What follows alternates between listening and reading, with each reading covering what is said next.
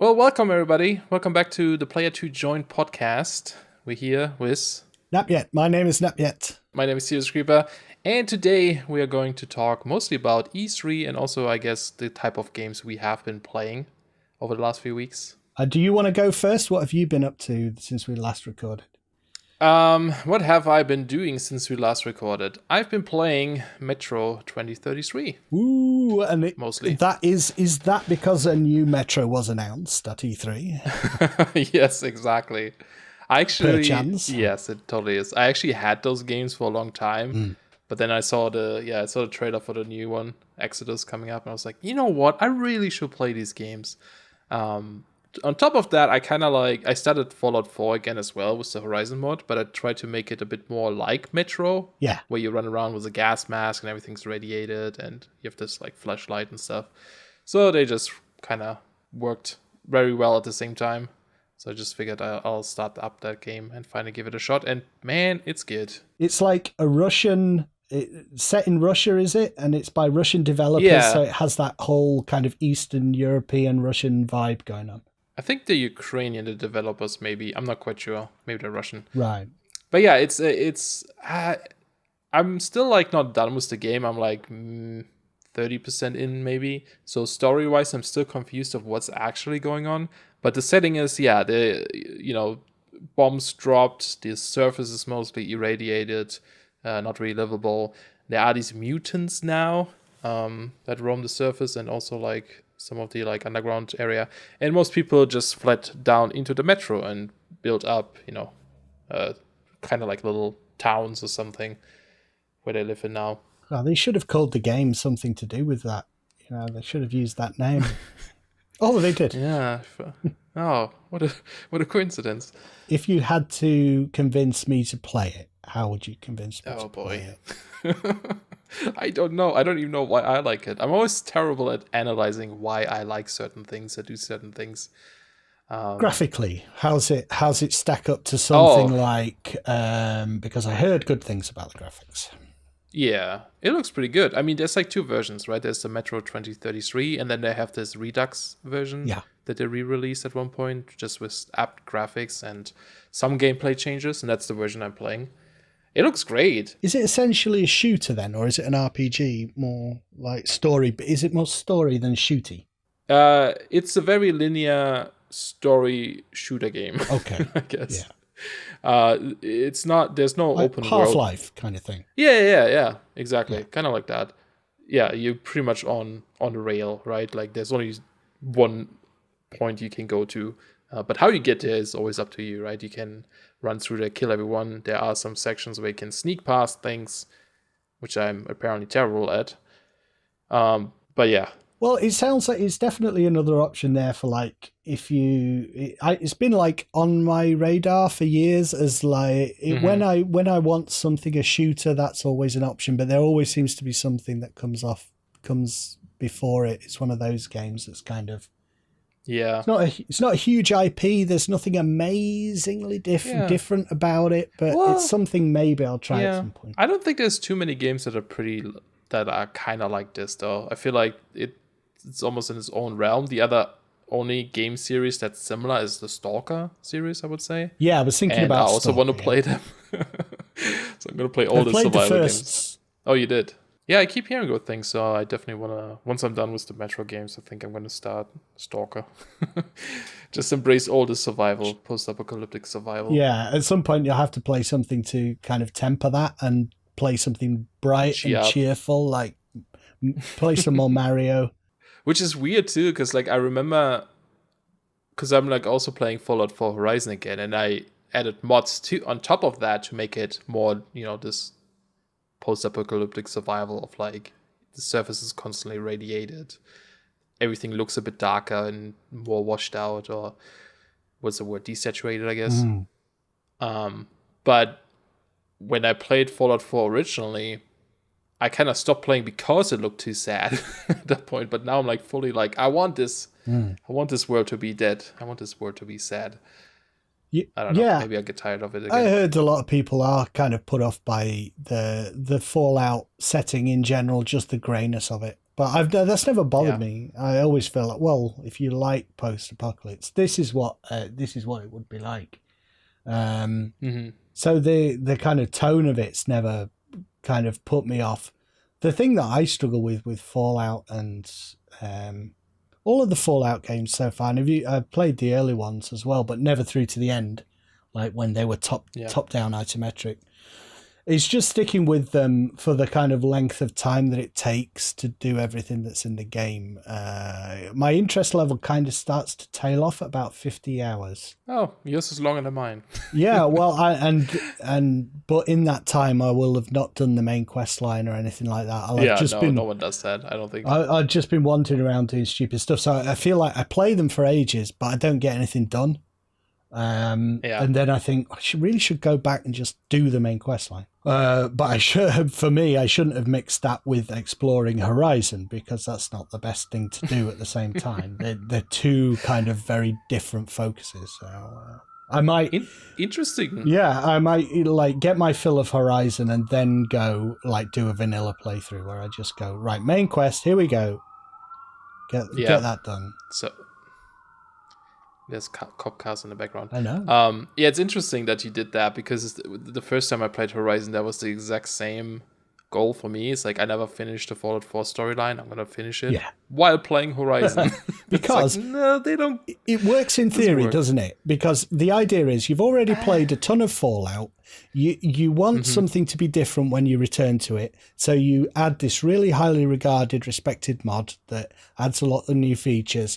That will make the process of trying to do this again, the main quest line, interesting. There'll be new stuff.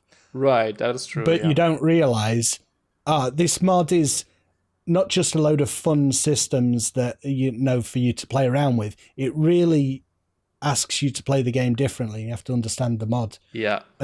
Which, just as we said, it kind of makes the main quest line a lot harder. Yeah, and it especially with Horizon, because it expects you to really explore every single corner of the map and not make progress too fast, because you level slower, you don't have the resources. Because I remember when I was watching your latest episode, and you were like, "I'm gonna go to Diamond City." I was like, "No, why would you go to Diamond City? It's the furthest.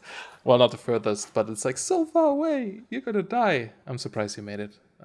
That was great. You you can just keep doing it forever until you make it, kind of thing. Unless you decide, right, once I'm dead, I'm dead. You can just keep doing it forever, and it just becomes a case of like, well, how long can I bear doing this? Yeah.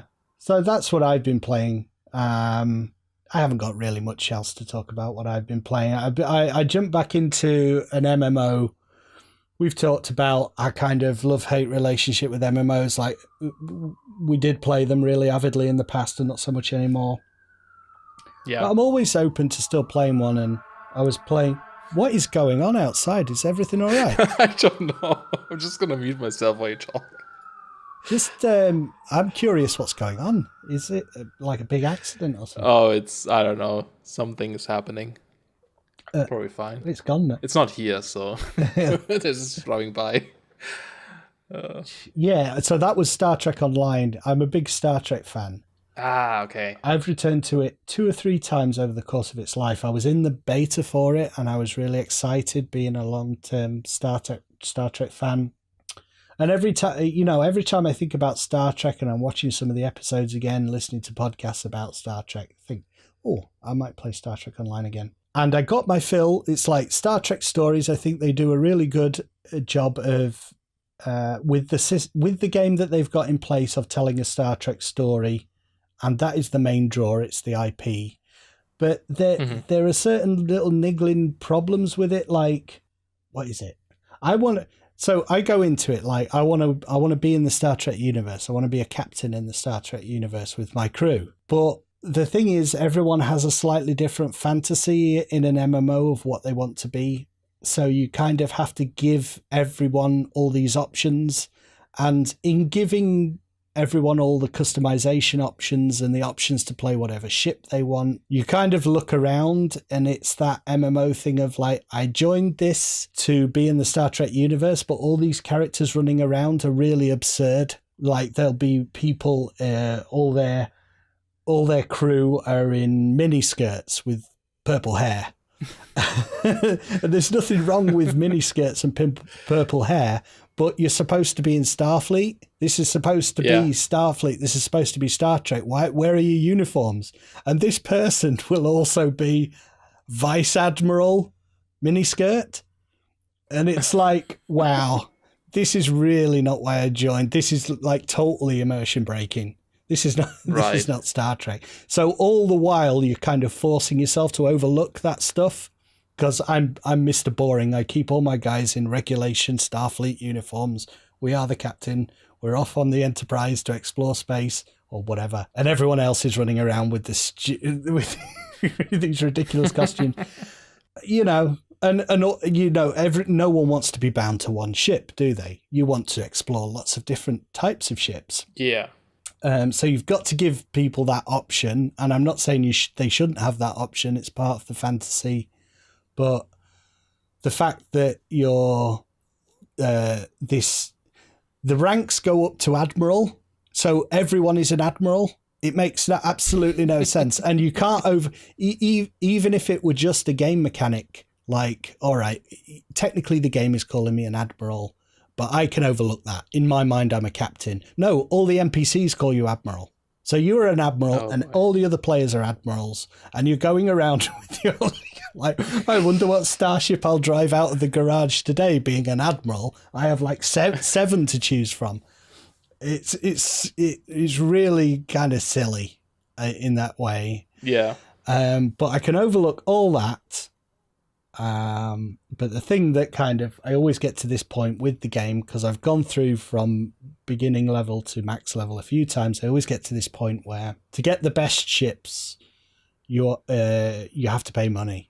You're really underpowered if you don't start spending money. There are the people who've played STO and support, fans of that game will say, no, you can wait for a live event. You can wait for these special giveaways to get your tier 6 ship or whatever. So is it like impossible to get the ship otherwise, or is it just like really difficult to get it? There are certain ones that you need to spend money in the store to get. There are others that you can buy off the bazaar. If you grind for credits, you could buy one. There are options. Mm-hmm.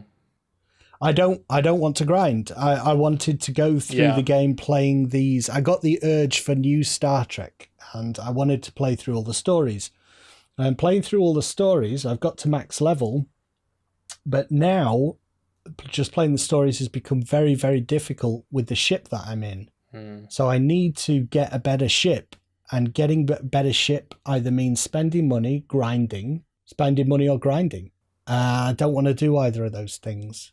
And it's a real shame. It's a real shame. I don't know. Shall we segue into E3 chat? Sure. Okay. Okay, so I'll put my little bit of music in here, and then when we come back, it'll be E3. Oh, what a good song.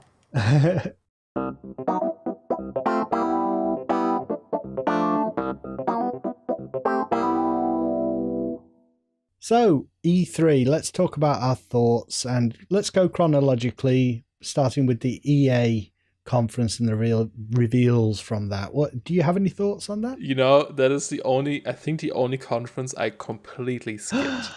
Well, that makes me feel a bit better, because towards the end I skipped. So if you skip the first one, and I skipped some of the end ones, so that's fine. Without having watched it, I can probably assume what they talked about a lot is FIFA.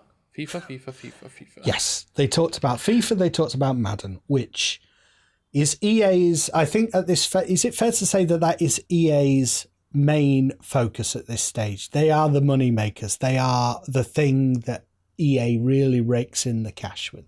I have no idea, but sure, let's assume that. I mean, Battlefront didn't do well for them, so it can't be that. It has to be some of the sports stuff. I think it's EA, it's Madden, FIFA, and Battlefield. And they did. We're not interested in the sports games. We said that, and I don't want to bash sports games again, although it's kind of fun to do so. It's gonna be our thing, just bash sports every episode. And they did make it particularly cringy by having the guy who's like won the cup for the was it FIFA or Madden? I can't even remember. But they're sports games. They're all like an esport as well. Oh yeah. So they had the guy who won coming to talk about his experience of winning, which was like, okay, I'm sure the crowd went wild. It was just like, I'm not even sure if someone who is into that game and watched the actual sport taking place, the people playing it would really care or how that's relevant. But so they talked a lot about the sports games, but the stuff that might interest us was Battlefield. Have you seen any trailers of that? Yeah, a little bit, yeah. It looks pretty cool. Have you been into them in the past? Yeah, I have a couple of them. I forgot which ones they are. Battlefield 4, I think I have, and 3. I like them. I'm just terrible, at online shooter games and stuff. I like the story section in those games a lot. They're pretty epic and cinematic. Yeah, I get the itch every now and again to jump into like PvP Gankfest. Yeah. And Battlefield has never attracted me before, but I think this one is set in World War II, which I know feel like I have more interest in than World War One, which was the previous Battlefield game, and they seem to be going a little bit more less this is how war is and more just have fun playing a war game. So for instance, some of the controversy is that there are women. There's women? You can be a woman. Holy crap. Doesn't bother me in the slightest, but so a lot of people are not happy about that. It's ridiculous, man, how people freak out about these things. Like, yeah. But I kind of like that. It signals to me that they're going a little bit more cartoony, maybe, or heightened reality. And I don't really want a realistic depiction of war. War's always changing, according to what's his name. But war is also awful. War never changes. You should never want to be in a war. So the idea that this is not historically accurate and is disrespectful to people of the generation that fought in the war. Man. The fact that you are spending your spare time playing in a scenario that was hell on earth is disrespectful. So if you're okay doing that, I think you should be okay with women on the team doing that. Is that what they see as like unrealistic, just that you play as a woman? Because I think there's also like some more weird tech stuff, right, or something. Yes. That was the thing that people got. Well, I mean, the women thing is the thing that is possibly like caught the most controversy. But yes, I think you're right. There's more, but they started that. They've been doing that for a while, like in Battlefield 4. That's the World War one, isn't it? The Battlefield 1. Battlefield 1, that's right. It's so stupid, which came after Battlefield 4. yeah. But that was doing that. All the tanks and all the experimental weaponry and the prevalence of submachine guns and automatic weapons in the First World War. So they've been doing that for a while. I think it's fine. And I kind of like the look of it. It might be fun to just play around with that one. Yeah, it looks pretty cool. The other big one that we might be interested in is Anthem. I don't know if you caught any footage of that afterwards. Actually, I haven't. Yeah, I haven't seen the one from this E3 yet. Only the one from last year. Right. There's something they need to do as well, because that looked pretty interesting. Well, they got 4 of the developers on stage to talk about the development of the game, the emphasis, what was going on, and they showed a lot more gameplay this time. Oh, nice. One of those really cringy, like this is supposed to be a team of players playing together, but they're all actors or developers doing the voices of the team talking to each other. So it's a little bit cringy. Dude, we should make a playthrough of a game just like that. Yeah. It's like this fake scripted talk. It's like, all right, Napiet, I see 2 people on your right. I'm gonna reload my gun now. Give me cover.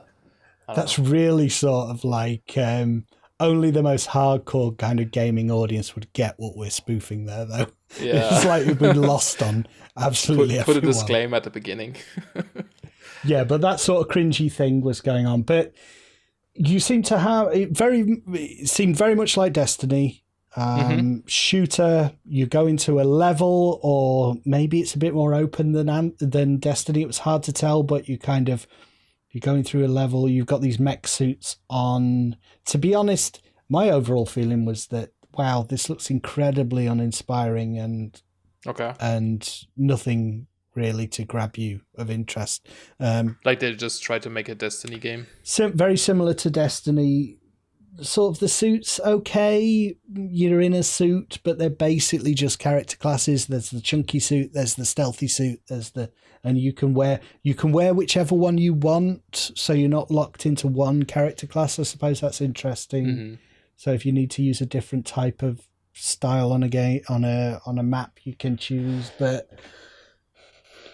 I was watching it and just feeling like, wow, I've seen all of this somewhere else before. A lot of a sense of deja vu. So from like being really excited at the reveal trailer of it to seeing the game in action this time, I really felt like, wow, I don't know what there is to get excited about with this. Really, it seemed to be be a little bit more vertical because you've got a rocket pack and you're flying around. Flying up, flying down on the levels. You're going up, flying through water at one point, and it seems like you can do that pretty freely. So maybe that will change the way it plays. But generally speaking, not blown away by that one. That's unfortunate, yeah. But that's just my opinion. I could be wrong. Yeah, but still, if there's like, nothing that stands out or something already. Yeah. And then they talked about Battlefront, and they came out and were quite, I think they faced on the criticism pretty squarely and said, we made mistakes, we're trying to make it better, we're committed to making it better. It's too late. But yeah, and the dev, he's such a nice guy, and you really want to like support him, and I think he's sincere and everything. But I don't know if it's a game that is going to get another shot. It kind of had its chance, and now I don't feel like jumping back in, even though they've made it more fair. It's always a shame for the devs too, because those kind of decisions are probably coming from high ups. The whole money making loot box stuff. I once heard someone say, like, of bad movies this was, but I think it can apply to bad games as well. No one sets out to make a bad game. Yeah. Everyone sets out with the best of intentions, and some things can go wrong for all manner of reasons. And I don't think anyone sets out to make the talent involved in bringing Battlefront to life.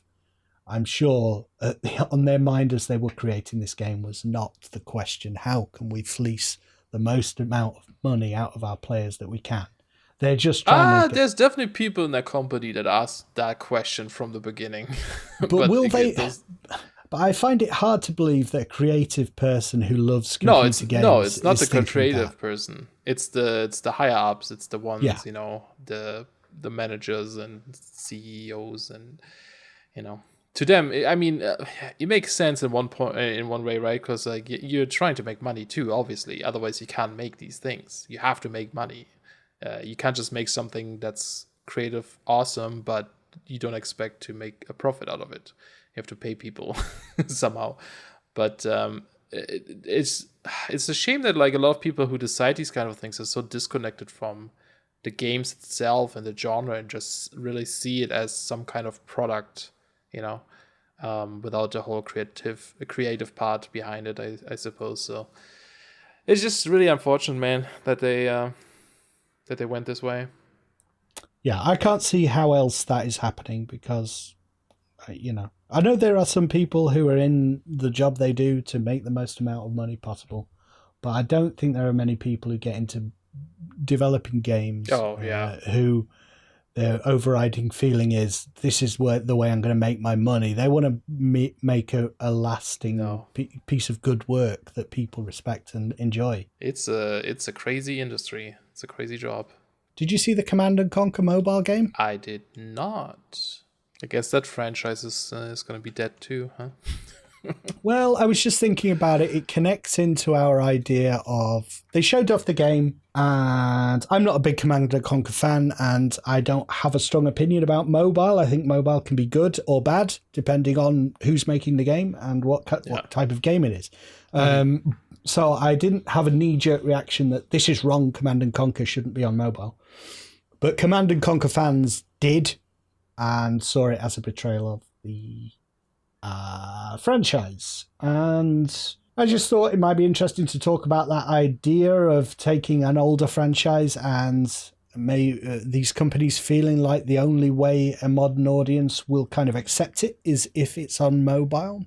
Like the idea that RTS just doesn't have a big enough fan base, won't rake in enough money for them to do just the next Command and Conquer, which is what the fans of Command and Conquer want. Instead of doing that, we'll do Command and Conquer on mobile. I mean, can you explain to me, is that what is going on? Basically, EA is looking at an IP like Command and Conquer and saying, we've got this license, we need to do something with it. There's not enough people who are going to play it on PC and on consoles. Let's make it into a mobile game because there we can stand to make a ton of money. Is that what they're thinking? I don't know. I mean, again, expecting EA and like what they've trying to do in the past was just how greedy they seem sometimes. It kind of seems like it, doesn't it? Like, oh, we have this IP lying around that we haven't done anything with for a while. Let's just turn it into a mobile game. They're not as expensive to make, so it's not a huge risk. Right. But it's better than just having it lying around. I don't know if it's true, though, that there isn't like a big, RTS fan base anymore. I mean, there's like stuff with this like StarCraft 2 when that came out and all the expansions. That was pretty big too, I think. I think StarCraft 2 it does still have its really dedicated fan base. And Command & Conquer is a huge like IP and it has a huge fan base. I would totally see this being still well received if it was a proper... release again on PC or something. I think that was my follow-up question was, is this a question of, it's not that there's no fans there, it's that there's not enough fans and EA doesn't view the prospect of releasing it on PC, a traditional RTS Command and Conquer targeted at the core fan base. It's too small potatoes for them, even though there's actually a substantial fan base, but if you compare it to something like Madden, maybe it's just not enough for them to feel like it's worth doing. That is probably what it is, yeah. Because they only have so many resources to allocate through a year or a couple of years on like what projects to work on, and I'm guessing that some of the other games would just seem more profitable for them. Yeah, I just, as a complete layman, I just don't understand how that can be the case. Why can the largest or one of the largest gaming companies with the most resources behind it, why does every one of its games have to cost 30 million to make and be projected to make 200 million in order for them to take that task on board? Why can't they say, look, Command and Conquer, we stand to sell perhaps, if we're lucky, 100,000 copies of this game, because that's where we think the fan base is that's going to buy this game. So here's the amount of money we expect to make from this game.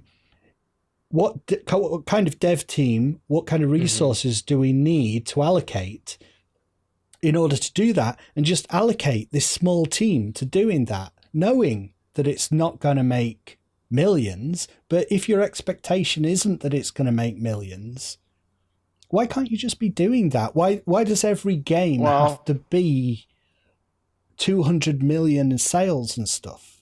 Why can't they be making hundreds of small games? Yeah. Well, the thing is, if you go by that logic of like, just take a small team, make a smaller game, I guess, and just have a low expectation of sales, you can use that same team or even smaller team to invest in a mobile version, which usually makes a shit ton of money if it's well received. If you have like, it just makes so much money if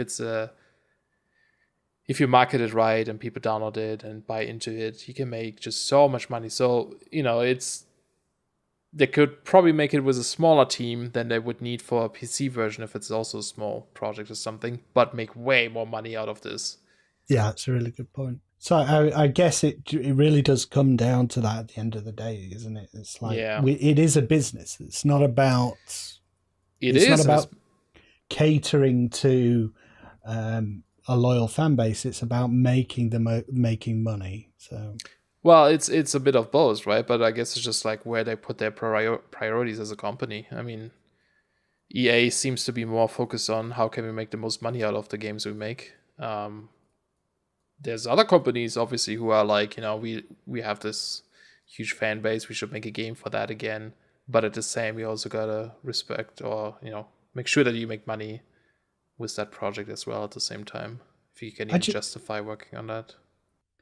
Those Command & Conquer fans, like, how amazing would it be if they created like the next Command & Conquer game and it was full of that kind of cheesy FMV, but designed to be as cheesy as it was back in the day.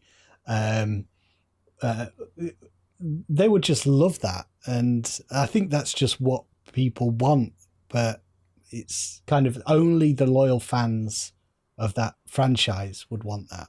It's not going to necessarily bring new people in, but I don't know. Yeah, I think I guess it depends on the company, really. Because if you look at like CD Projekt or something, if that was like EA, they would probably milk the Witcher genre for way, way, way longer, right? Because they know it's popular, it makes money.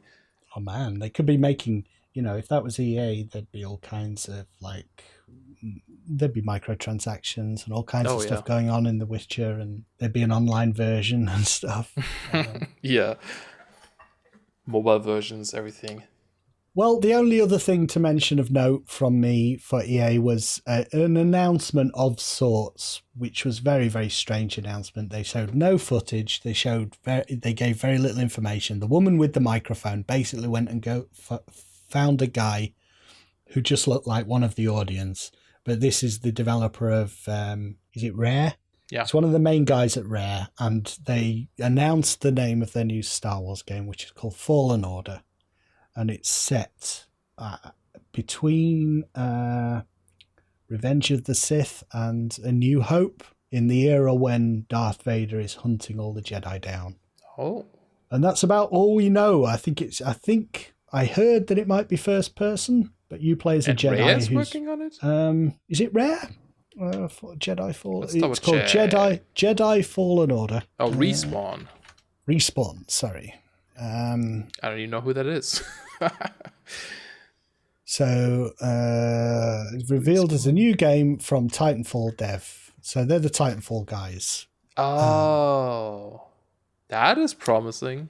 So revamped single player game, open world.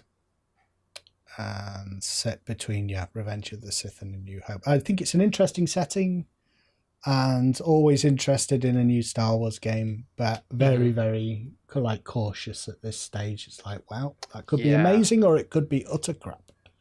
But that's a good studio, I think. I mean, yeah, Titanfall games are pretty dope, and they're very they seem very community focused too. They really seem to listen to what their community wants and stuff.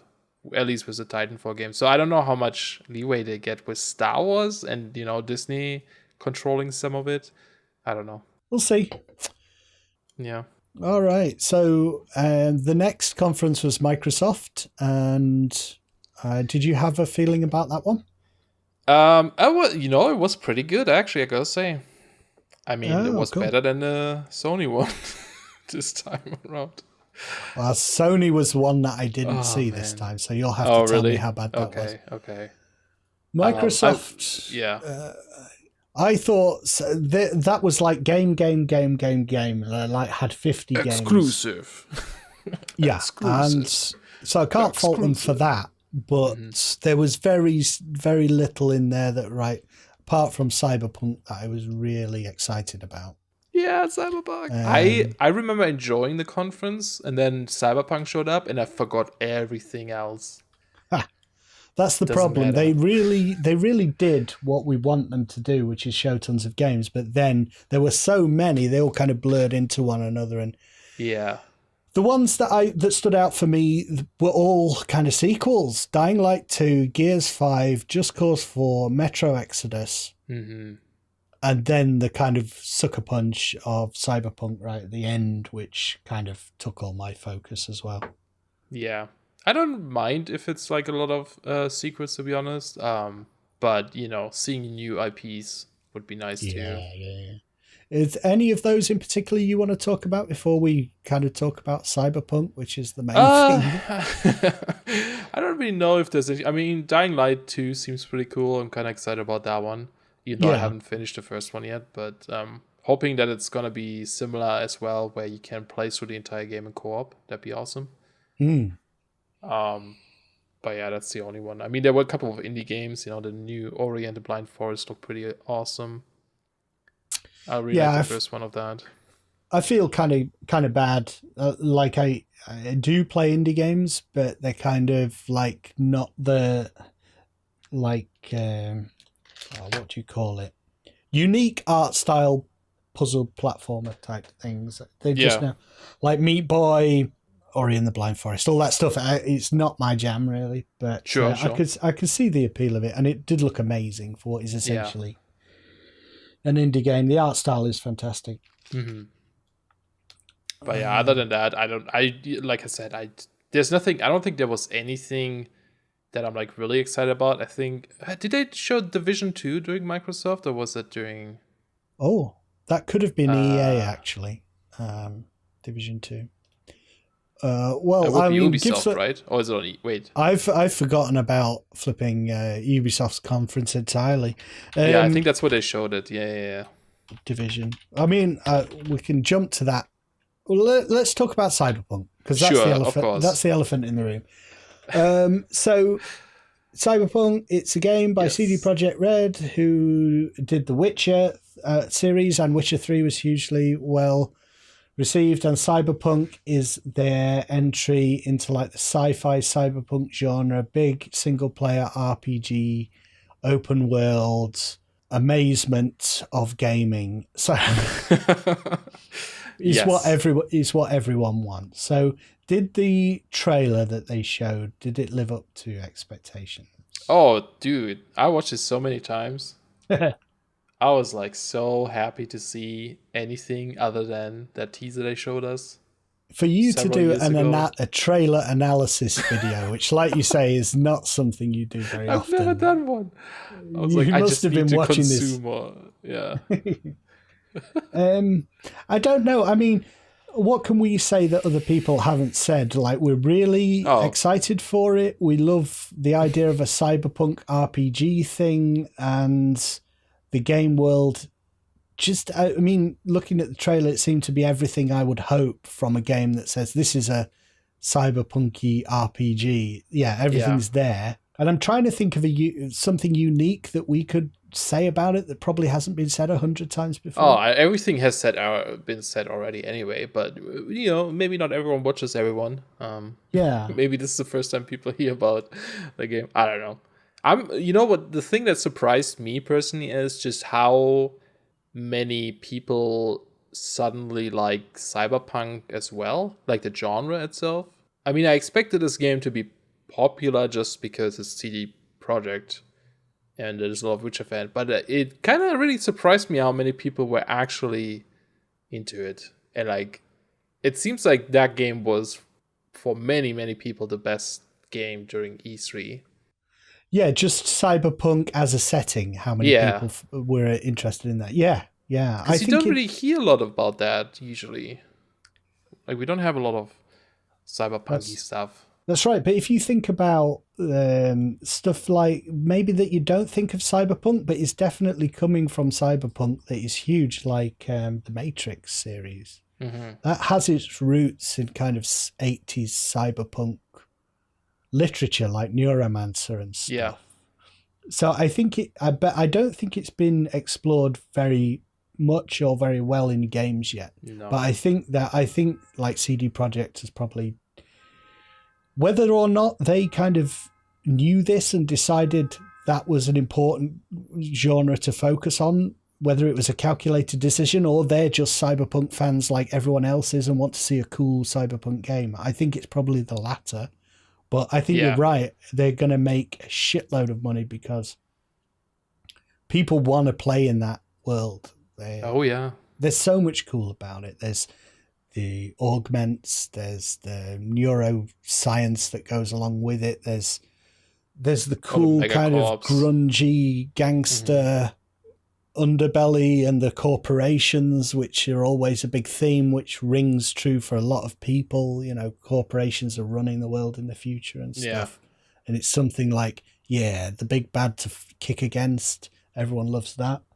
A lot of those tropes from cyberpunky world that I think I can see why it resonates with an audience. You're always the kind of underdog. You're always the guy who's trying to find his way in a harsh world against the odds.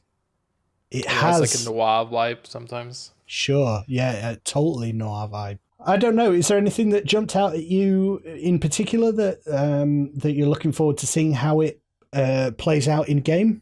No, just everything, man. I just want it now. I can't. I just can't. I've been like, I love Cyberpunk. I always love Cyberpunk, and there's just like, there's nothing like not a lot to like satisfy your hunger for Cyberpunk. Couple of movies, couple of games, Shadowrun series maybe, that kind of stuff.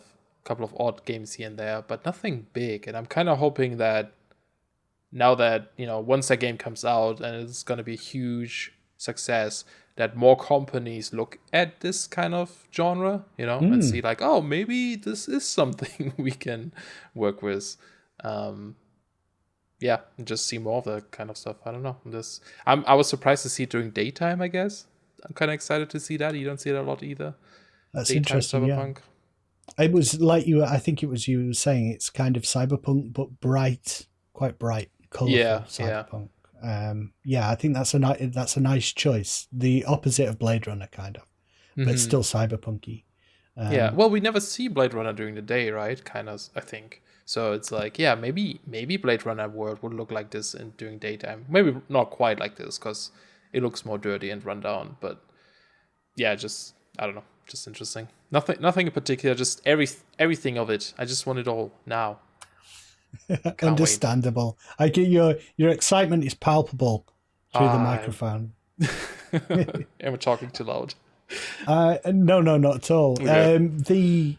I one thing I'm really intrigued is just how open the world is. I really want to know kind of how linear it is.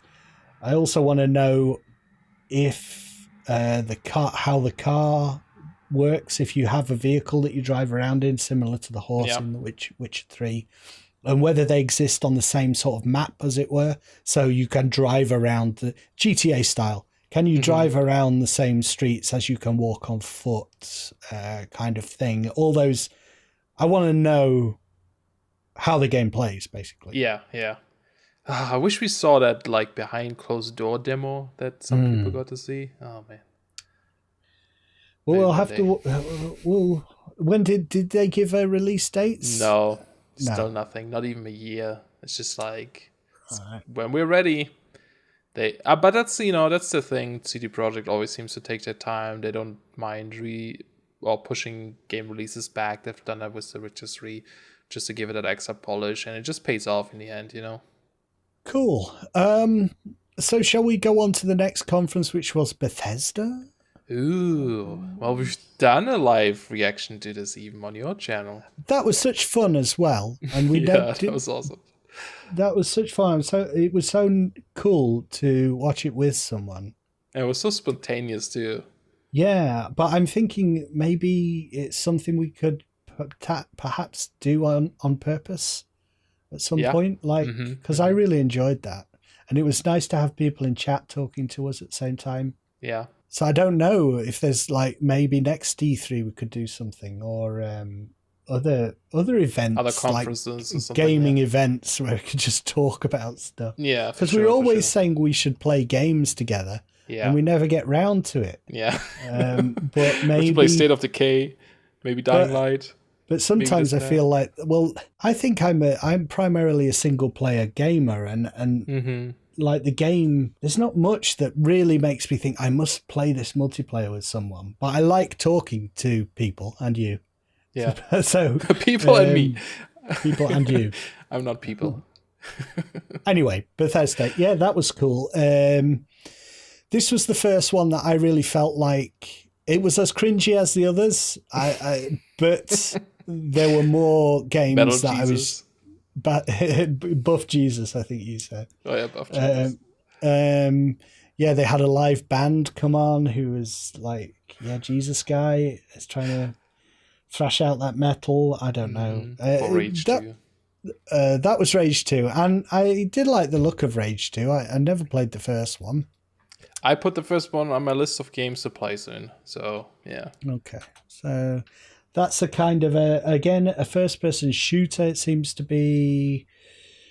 You have abilities or powers of some kind, or technology that allows you to rage, become raged, or something. You like augmented, or maybe. So you have all these amazing powers as you run around shooting people, and it looked very visceral and very Doom.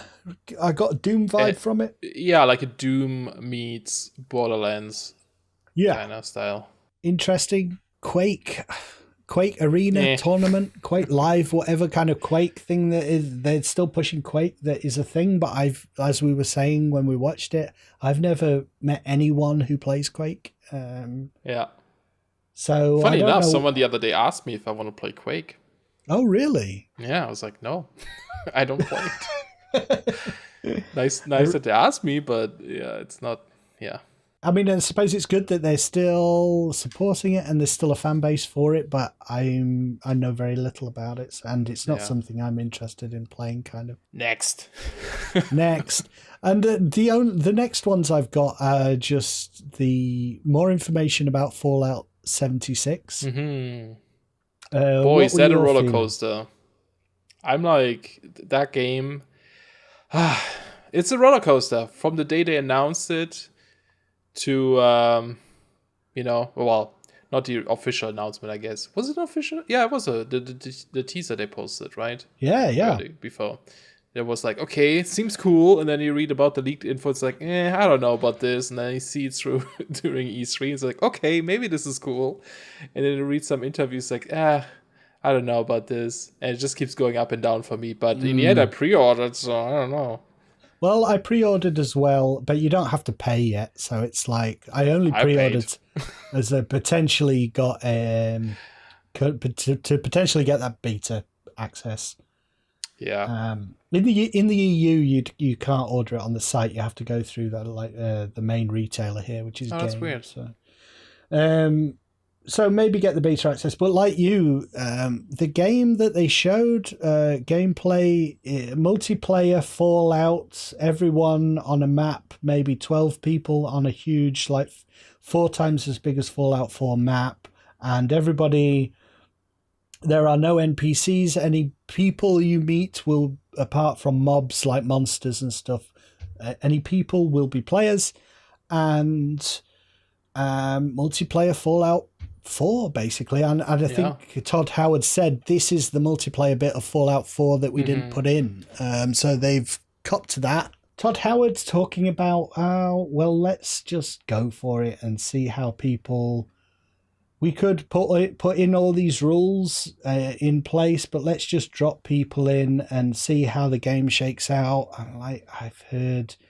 I've heard devs talk about that kind of thing in post-mortems of MMOs from years ago. It's the kind of thing they did in the advent of MMOs. Let's just put people in the game and let them police themselves, and it doesn't work. It never works. The players just create a shit show. Just everyone, it just becomes a gank box. And So that didn't fill me with confidence from Todd Howard. Yeah, I think they confirmed by now that there's going to be private servers after release, I think. Yeah. But at the beginning, you just play with random people. Play with random people. Anyone you meet, they can shoot you. You can shoot them. Let's see how the players behave. I'll tell you how they'll behave. They'll behave appallingly, and just Most shoot of them probably anything that moves. It will be just So I mean, we'll see. We'll see. Because like if I compare to if I think about Sea of Thieves now, it's kind of the same kind of thing where you're on a map with 24 people. I forgot how many. And that is a game where it's encouraged to steal and kill from each other. But Eve is another one. Big MMO. Oh yeah. They really push that aspect. But then when you actually play it, you do run into people quite often that are just there to have fun as well and actually group up with you, or just friendly interactions and stuff. So I don't know. They keep saying that there's a lot of in place apparently to prevent griefing and abusing people. There's the headhunting stuff where like if someone just goes around killing people, they get like a bounty on them or something. So I don't know. Maybe it's not gonna be as bad. Maybe people. I mean, at the beginning, I would assume people a bit more crazy, but over time, I think the people that aren't really interested in it, and just cause havoc, might slowly disappear, and maybe there's going to be some nicer communities, but who knows, man, who knows? It's online. I guess we should just expect that there's going to be trolls all over the place. But yeah, I mean, and whether or not you want to accept that is a choice in whether or not you play the game. And I don't know how my feeling is that I no longer see. I don't view games as a badge of pride to be playing, or I want to prove I'm the best at this game and I want to kill other players. And I don't care about that aspect of things. I play games to have fun, and if my fun can be just fucked with by any rando who turns up, I'm not sure how I feel about that. I don't know if that's the kind of game I want to play. Yeah, I have played games. I have played MMOs on PvP servers, and you go in knowing that, and whether you go in or not is up to you. But I think the only way around that would be perhaps to put a toggle into the game where you can just turn yourself off for PvP. You don't want to be involved in PvP. And maybe there are some limitations to that. There are certain things you can't do if you toggle that PvP off. PvP flag off. I don't know if I want to, sit down for an evening. I'm going to enjoy myself playing this game this evening, and that time is just ruined by someone else. I don't know if I want to give someone else the power to do that to my free time. Does that make sense? Yeah, totally. And I think that's where like private servers are going to be a big thing, right? So if you really just feel like exploring the world or messing around, you just set up a private server for just yourself or something, Yeah, and I mean, maybe that is how we how I'll ultimately end up playing the game. I mean, you know what? I think of all the years that I've played MMOs, I've never really met people randomly in the game that I become friends with. It's all been met outside the game, and we go into the game together.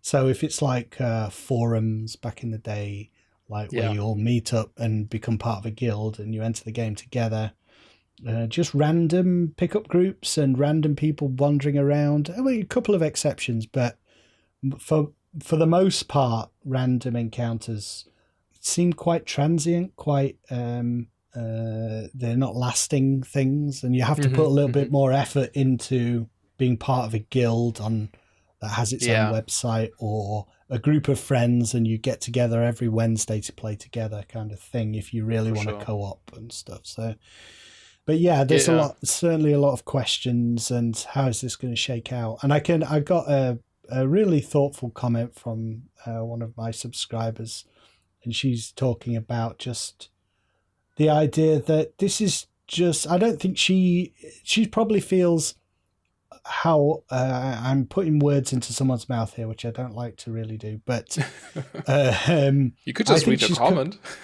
She's coming from the perspective of someone who is a long-time Fallout fan, who's used to them being single player and doesn't really want to play the multiplayer. But she's not angry that there's a multiplayer game. She just, that's not why she goes to a Fallout game. That's not why she goes to a Skyrim game. And I totally get that. And I kind of feel the same. I don't know. It's one of these games, man, where if you have someone to play with, I think this is going to be so much fun. I can see this, be a lot of fun. I feel like this about a lot of games, like the Division 2, or Division, or some games like this, when you just have like a nice group or another person to play with. I feel like this is going to be a lot of fun. But then if you go in solo, it may be not so great. I don't know. You're probably right. And it's been such a long time since I've really made the effort to play something co-op that I usually don't know the people to do it. I've kind of lost the sense of what am I getting out of this in co-op? All it means is I have to play at a specific time with someone else, and it's inconvenient sometimes, and that person, you have to do kind of what that person wants. I'm losing sight of the benefits of playing something co-op because I'm playing so much single player stuff. I see. I used to be so into my guild and playing with other players and organizing and getting together, and not so much these days. So maybe Fallout, but I think, as we said before, it has to be something that you really, really want to play to go to that effort, because it is an effort to organize and coordinate with people when you're going to be in a game. So you've got to be really into that game, and there are options out there if you want co-op, but there are no amazing games that I really want to play that happen to be co-op at the same time. You know what I mean? Yeah. So I'm hoping like Fallout 76 might be that. I'm just like really into the game. Oh, and it's co-op as well, and other people are really into it. That'd be great. Yeah. But yeah. I'm always like, I'm somewhat selfish when it comes to new games, especially in multiplayer, where if I am going to play with someone, I would like it if that person knows the same amount as I do about the game, if that makes sense. Because I feel like Fallout 76, when you start out, we know nothing about the world. We don't know where everything is, right? So you still have that joy of exploration, of discovering things, finding out things. But then oftentimes I play with people who already had put in like 20 hours into the game. And it's like, oh, let's go over here because there's that one awesome item or something. And I lose a lot of that, magic of exploration and discovering things. So it's always like you either have to play with someone from the beginning on and just stick with that person and only play with that person, which then you run into that issue where you said you have to like organize it, plan it. And it also takes away from you just, playing on your own sometimes. Or you just play it later when everyone already knows where everything is or something, and just, don't have an advantage or something. I don't know, that's always how I feel about this. Probably a bit selfish, but yeah, I don't know. No, I think I would be exactly what I would say as well. Like, it is frustrating and it feels, you don't want to feel harsh. Don't want to feel harsh. Don't want to come across as being like, I hate people or anything like that. Yeah. But because people are trying to be nice, but when you go into a game and someone turns up, it's a friend. Oh, what do you need? I've got this, and they give you the armor that you need. Yeah, no, don't, and all the stuff. Oh, don't go over there. Go over here. Blah blah blah blah blah. And they're trying to be nice and trying to help you, but it's like, it's similar, I don't want you to be nice. Like tying into I felt really bad, like kind of bashing some of the people who were watching my Fallout thing, but saying, don't like tell me. me things. Don't tell me things, because there's no point playing the game if I know all this stuff. And it's the same thing with the MMO thing. You want to experience it. That's the only point of playing games. Okay, there are some people who play to be the best. Fair enough, they're doing their thing, but I play to explore the game and experience the game. So because you can only do that once, right? After that, right, it's fine. You can replay it and it's all, and then it doesn't matter. But the first time is the first time. You can't get that again. Sure, and some games you can replay because you get a different experience once you know what's going on, and that can be interesting and different. But like you say, you only get it once, and it's like watching a movie. You only watch the movie once for the first time, and you get that experience. And if someone goes into the Avengers and says, "Major plot spoiler," well, that's exactly the same as someone coming into, say, a Fallout game and saying, well, if you go over there underneath that house, all the items you need are in there. It's like, Did you just spoil the Avengers for everyone? I'll bleep that out. No, it's fine. So the other two, which were kind of just confirmations of something we all already know, that Starfield is coming. Yeah. And that's a big new sci-fi RPG by Bethesda, which is cause for excitement. A new and IP. single player. And single player. So EA's wrong. You're just wrong. They're either wrong or they're lying. I think we all knew this already, that EA is wrong. People don't want to pay single player. What? It's the only thing I want to play most of the time. What they mean is, I don't have friends. We can't make as much money from single player games. Yeah, that's what they mean. It's like if we say it often enough, it's going to be true, and you will believe it. Yeah. So Starfield is coming. It seemed to be. This is still conjecture, but I feel like that trailer and what has been said about it. Trailer. Just it was a picture of a space station next to a planet. Was there a planet? It was a GIF. Yeah. It started off of like a planet and then slowly moved the camera over to a space station. Yes. And then I think it was like a warp effect at the end, right? Was there? Oh yes. Yeah. It kind of shot forward. Yeah, and that the fact that they said it's a new IP kind of suggests to me that this rumor about it being set in the future of the Fallout universe is untrue, which I kind of hope it is untrue. Yeah. I don't want that. I want something new. Yeah. And I mean, they could make references maybe to Fallout or something, who knows? Because apparently there's people also creating rumors about going back a little bit to Cyberpunk of having The Witcher references, because one of the characters, Ciri, she traveled through realms, and in Witcher 3 she explains a realm that could maybe be the description of Cyberpunk. She was talking about people having metal pieces in their head, flying cars, that kind of stuff. But anyway. Yeah, I think that's what companies who produce games or anything will do. They'll refer to the other stuff they're doing, but that's quite different to this actually being in the story of the game, the future of an existing IP. I don't know how that would work even. Because that would mean they somehow recovered in Fallout 4 and developed way better technology. And I don't know. It would have to be thousands and thousands of years in the future. And then the Elder Scrolls 6, which was was even less less information. Teaser. Yeah, we saw a cool CGI mountain range with a logo castle. on top. There was a fort. There was a fort, and generic fort. We got a new arrangement of the classic Elder Scrolls theme. A little snippet of it. Yeah. All the speculation I've seen based on the landscape, which surely they expect to happen. All the Elder Scrolls guys are saying it's probably High Rock, which is Bretonia. Not Bretonia, that's something else. The Bretons, which are the Great Bretons. Kind of. Are they more Frenchified? I don't know. I did a little bit. They're very magical. They're magically attuned, and they're more and they're closer to the elves than the humans in their history. That's about all I know. So High Rock, or the other one, is it Hammerfell? But that's Redguard, is it? That's Redguard, yeah.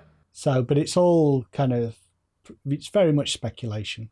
Yeah, I mean, there's not much to go by. No. I like how I saw this one video where someone made like a funny compilation of E3, and for that trailer they changed it so that you saw the landscape and then the logo shows up, but it says Elder Scrolls 4 Skyrim Battle Royale.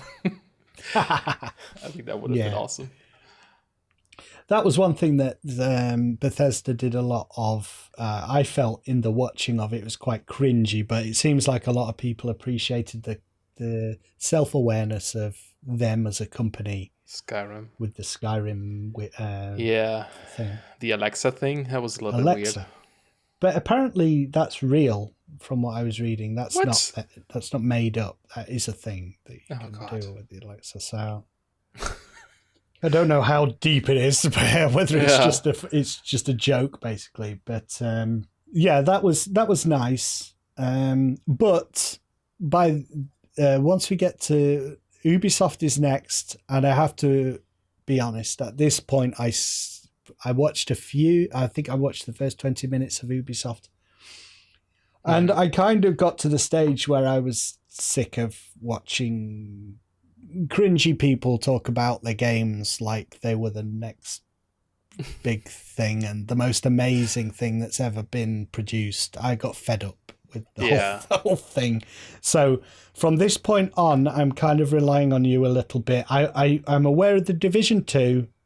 Never played the Division 1, but I'm interested in it. As you say, maybe exploring it with other people will make it more appealing. But I don't know. What was your experience of E3 from this point on? Yeah, you see, again, with Ubisoft, I don't quite remember what they showcased other than like the Division 2. And I think there was some, what's it called? The dance game. Dance Revolution. Yeah, something like that. And it was, I kind of zoned out too. The Division 2 looked cool. The Beyond Good and Evil 2, they showed some of that as well.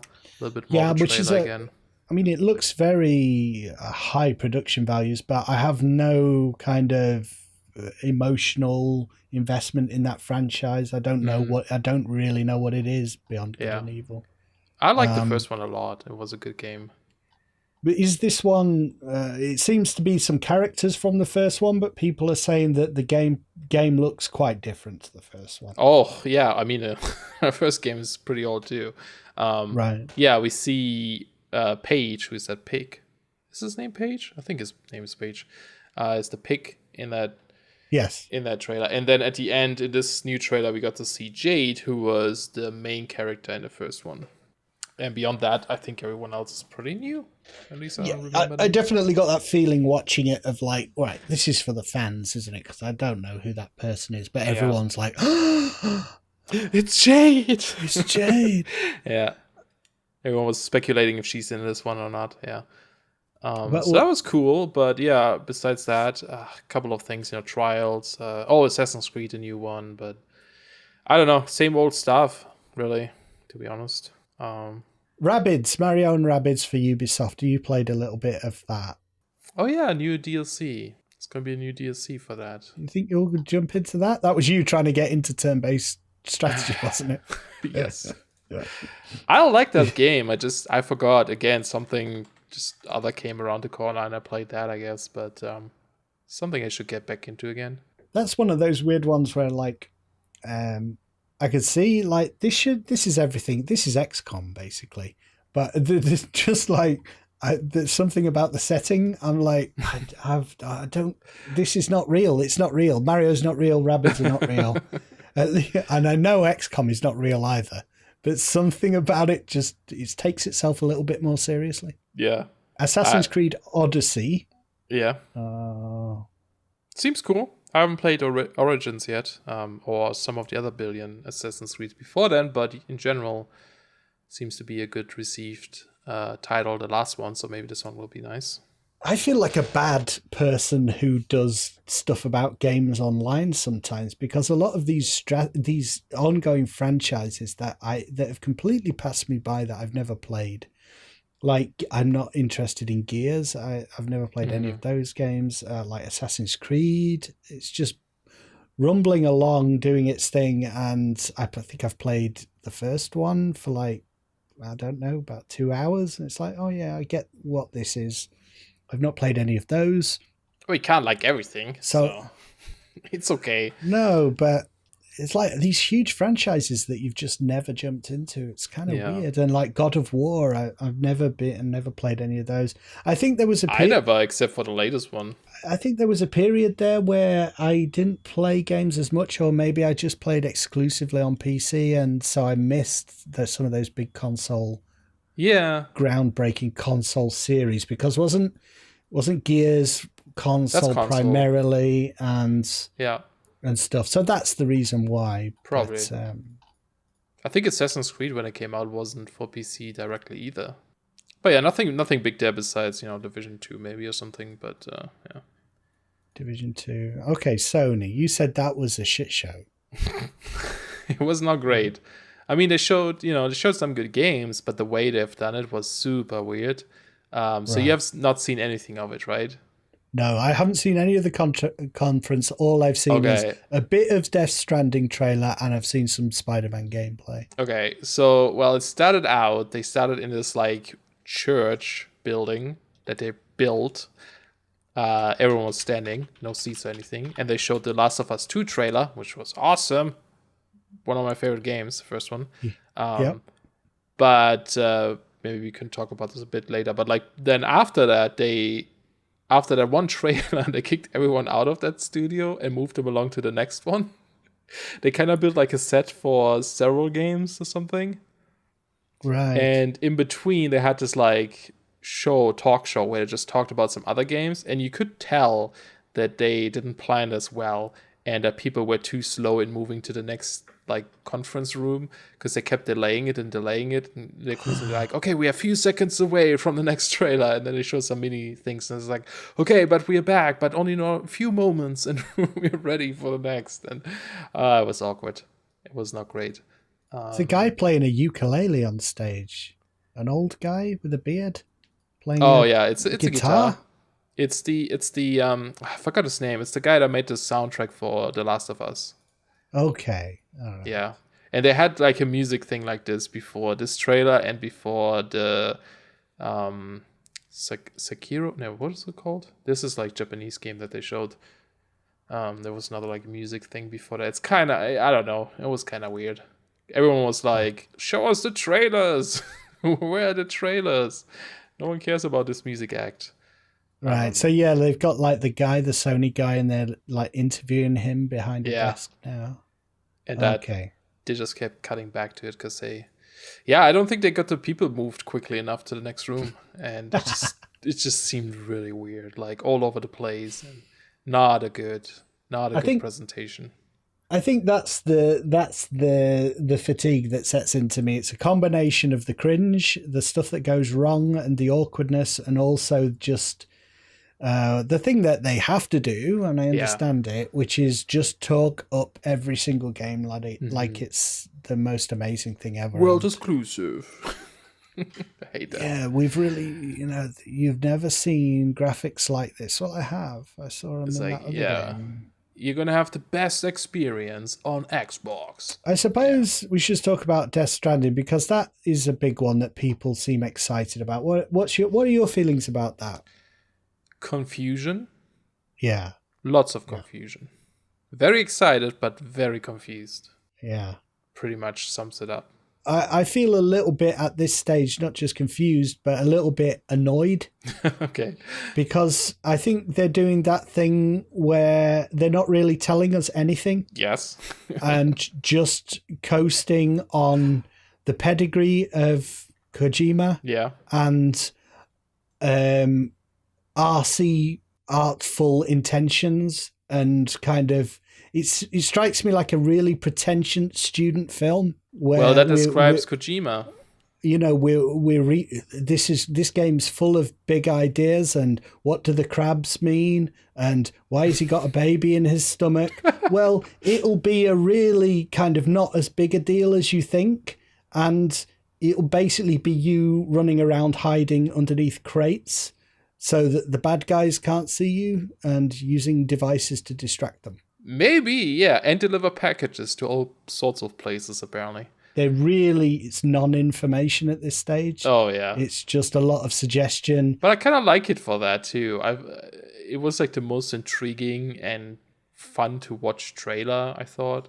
like you said, it's like a student film almost, which was kind of cool.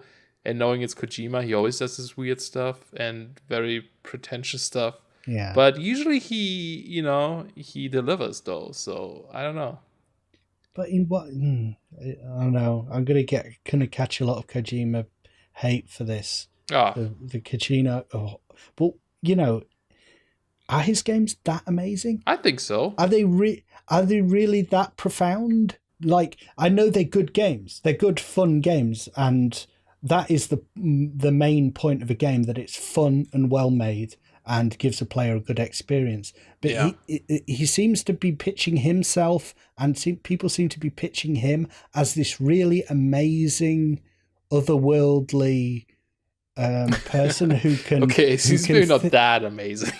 think outside the box in this amazing way to create these transcendent experiences. And they're like, okay, they're just good games at the end of the day. But they have this like weirdness to it, like even like the Metal Gear series, which you would expect to be a very serious and realistic kind of style of game, I suppose. Yeah. There's still so much weirdness to it, and like interesting things just happen, and an interesting style with like the characters sometimes. I don't know. It just it feels very interesting of mixing this very American, dry military aspect, for example, with this Japanese weirdness, I guess, but in a way where it's not too crazy. It's just like subtly in there, like just a tiny bit, of weirdness on top. Okay. Well, I'll just have to play it, won't I? Maybe. I've never. You don't have to. My mind, people talk about him like their mind is really expanded when they play his games. Oh. And I can't say that my mind has ever been expanded. Oh. I've just enjoyed the games, and there've been some weird little bits in them. I don't think it's like he almost has a kind of... I wouldn't say... No, I wouldn't be like that. What I like about him is that his games have this weirdness to it, that you always get surprised by some really strange thing that you may not have expected. But it's nothing like mind-blowing, and it's nothing like, I don't know, awakening. I don't know. It's just weirdness, It's just like it's a surprise and a very artsy kind of vibe to it. I know, but that's the easiest thing to do to get people interested in something. Just be really, really vague and suggest things, and let people do the rest of the work for you. Because people are amazing. They'll fill in the gaps and come up with the story and come up with the speculation. Right. And I think you need... I'm waiting for the substance underneath it. Like, take an example of something like Lost, the series of Lost. It was amazing at first because they were just planting the seeds of ideas. What could this mean? What could this thing be on the island? What does this mean in the larger context of the story? And ultimately, the mystery is far more interesting than what's actually there, because what's actually there is really thin and lame. See, I was bored by Lost because they never, ever, ever told you anything about it. I hated this whole mystery. There was no answer. They didn't have an answer. That's the reason they never told you anything. And I just hope Kojima has a really good answer to some of this stuff he's setting up. Because if he's just setting it up to cause intrigue and get people talking, then that's going to be ultimately really disappointing. True. So... that's my feelings about it. I'm not like disinterested in it, but I really feel like it's a valid.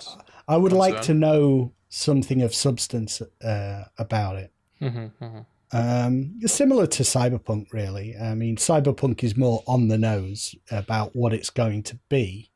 It's gonna be awesome. It's gonna no be trash awesome. talking now. I won't allow you down talking Cyberpunk. No, I wouldn't dare. I wouldn't even dare. But yeah, that's what I hope. Give me some information, please. Yeah, would be nice. But a game that does look amazing, that's got tons of gameplay for you to look at, is Spider-Man. Oh yeah, super excited about this too. That looked great. I was really surprised at how awesome that game looks. And it's by Insomniac Games, who made the Ratchet and Clank series, which is one of my favorite series. Oh, cool. Yeah, I think I would really like to play that. I think Spider-Man games in the past have always been a little bit disappointing in terms of how they pull off the free roaming spidery aspect of swinging around and climbing, and they seem to have got it. What was worrying me last year was what they showed had a lot of QTE. Scripted. It was kind of they showed a bit of freeform combat, and then it was kind of a scripted event in the midst of a story mission where you would play. So, but the free roaming gameplay, which they've now shown, looks awesome. Yeah, I'm pretty excited about this. Yeah, there's a lot of good stuff coming for PS4 too, which is almost making me. I'm like debating if I should upgrade to a PS4 Pro because I'm slowly noticing my PS4 not keeping up with the games currently, like Detroit and God of War, not running at a great FPS.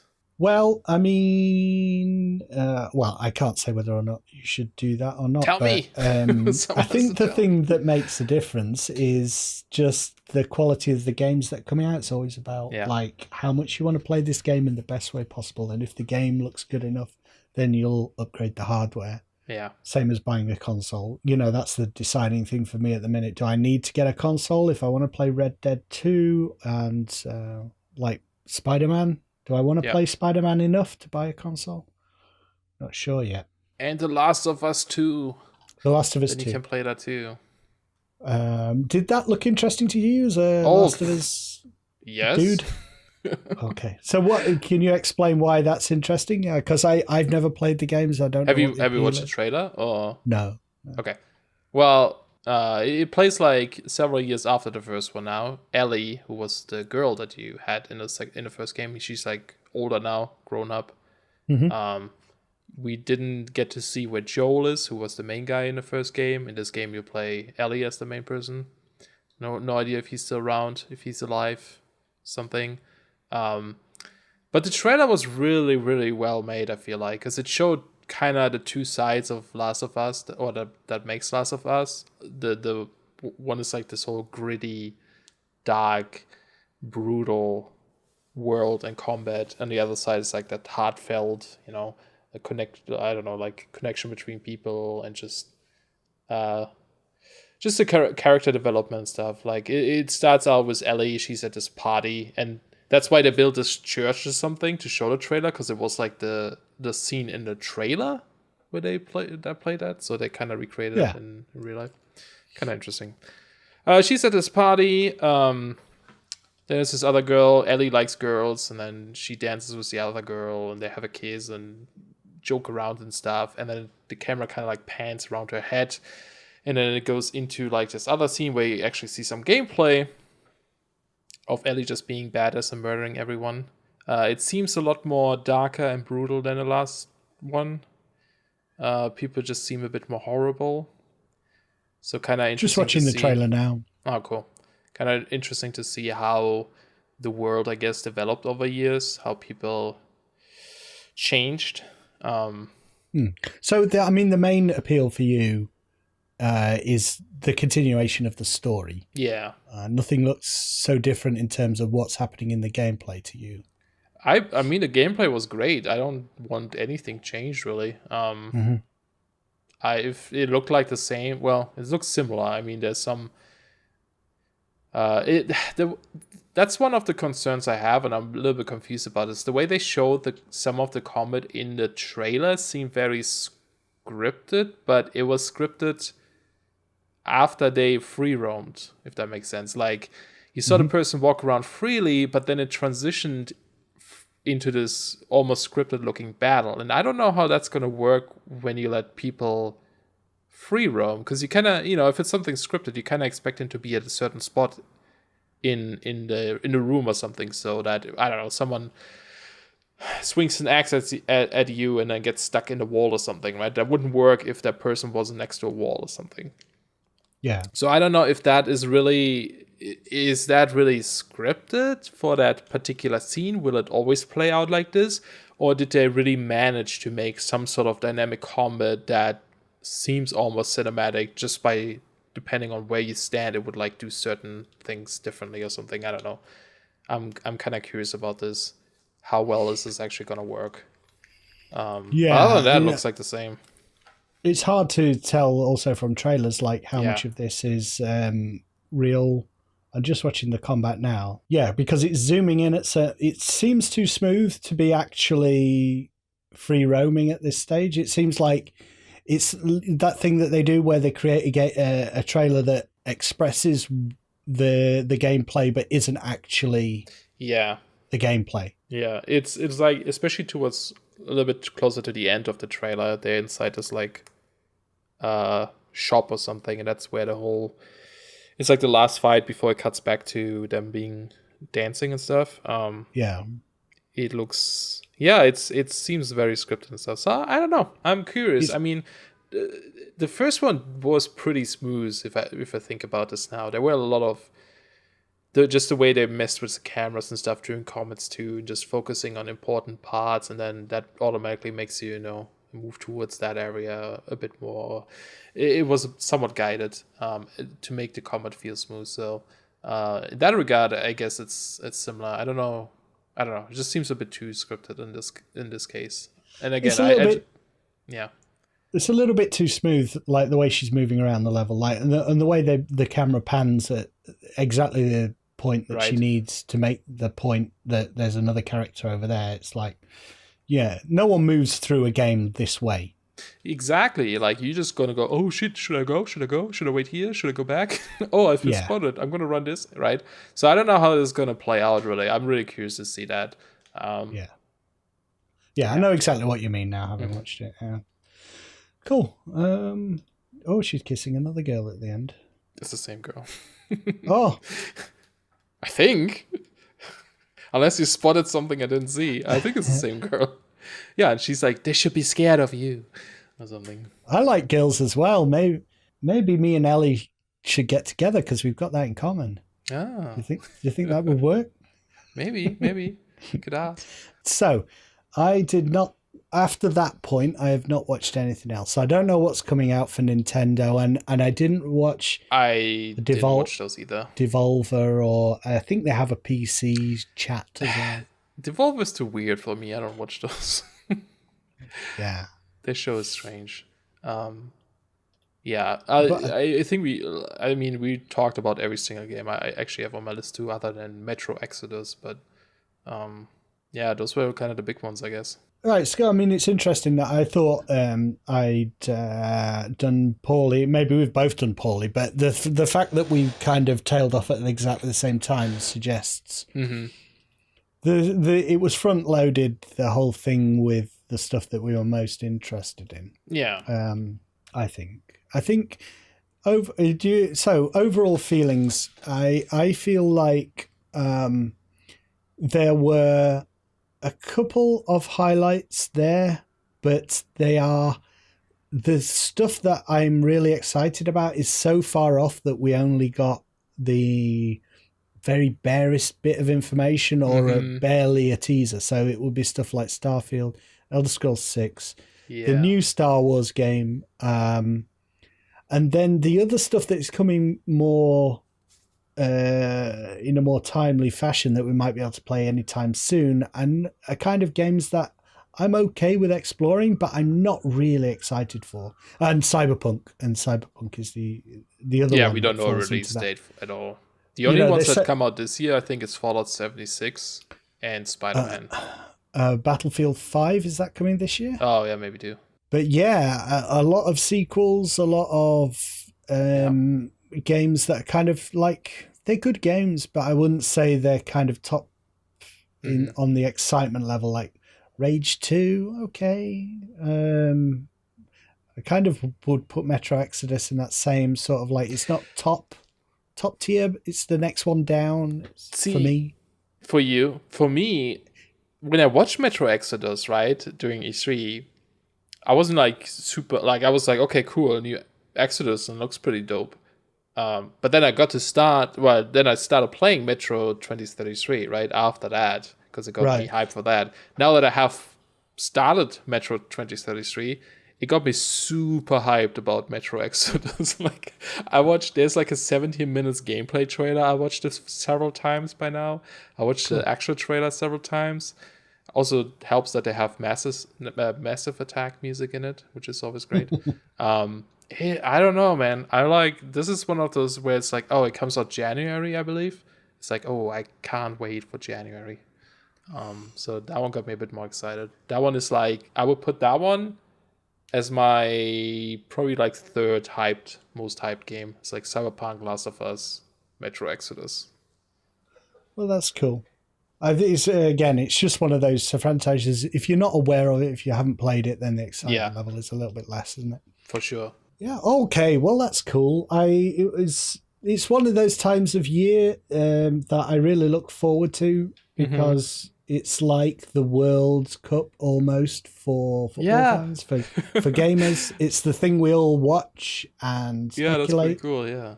And everyone's interested. Yeah. I'm really glad I was able to actually do something with it this year. Like for my YouTube channel, I actually did something either in response to it or during it. Because last year I just watched other people do stuff around it. Yeah. So I'm glad I did something this year with it, and it was a lot more fun talking to you and watching the Bethesda conference. So yeah, that was super fun to do. I'd like to do something like that again in the future. It'd be cool. Yeah, I mean, there's the PSX coming up too, isn't there? PSX. What's PSX? Is PlayStation that, Experience. I don't know. I'm sure if that's still. Was it already? No, I think it's coming up. I'm not sure. Anyway, we'll find something. Yeah.